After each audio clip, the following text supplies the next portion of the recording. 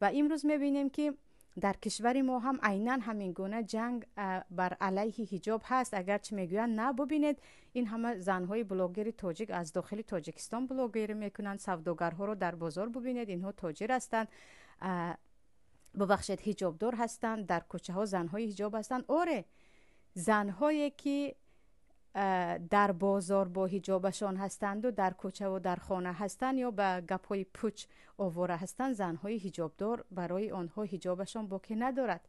اما دیده ایم که استاد دانشگاه با حجاب باشد، دیده ایم که یک سردختر با حجابش در تلویزیون تاجیکستان صحبت کند، دیده اید که یگان ژورنالیست یا گفتیم یگان خبرنگار با حجابش باشد، در مراسم های جایزه سپاری دیده اید که یک زنی محجبه افتخارنامه گیرد و یا با حجابش او جایزه گیرد. این گونه زنها رو دیدیم تا همین روز.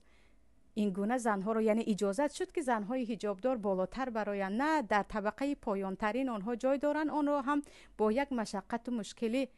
خواهر و برادرانی که شاهد هستند یا خود شاگردان من که در گروه های تلگرام هستند، قریب هر روز سوال می آید از یک دانش آموزی با حجاب که به خاطر دانشگاه نمی تواند حجابش در سرش باشد، نمی تواند نمازش را در دانشگاه بخواند. این گونه استادها هم کم نیستند. عزیزان ببینید که همون جنگ پیشتره هنوز باز هم در همون کشوری که 98% مسلمان است علیه حجاب دوام دارد. و چی میگویند که نه، این حجاب یک فرهنگ بیگانه پرستی است. اما اگر حجاب فرهنگ بیگانه پرستی است، چرا دامنهای کوتاه فرهنگ بیگانه پرستی نیست؟ وقتی یک دختره که با حجاب نمیتواند آموزگار باشد یا اینکه دانشجو باشد، چرا یک مینی یوبکه پوش میتواند؟ مینی یوبکه از اجداد مایان آمد، از بیبی و از مامایان ما آمد که مینی یوبکه اجازت است، شمهای جنسی تنگ و کفته های تنگ جایز است. اما یک حجاب یک زنی که با لباسی وسیع می رود، این مثل عرب هست و دیگری مثل تاجیک بوده است گویا.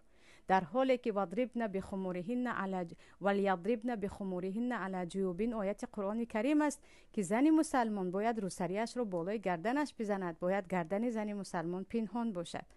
یعنی فرهنگی بیگانه میگویم، اما فرهنگ بیگانه رو دیگر دیده ایستاده اید که در همه جا دارد، چه اخلاقی باشد چه اجتماعی باشد پیش می رود. اما با اعتقاد مردم جنگ داریم که نه، این فرهنگ عرب هاست.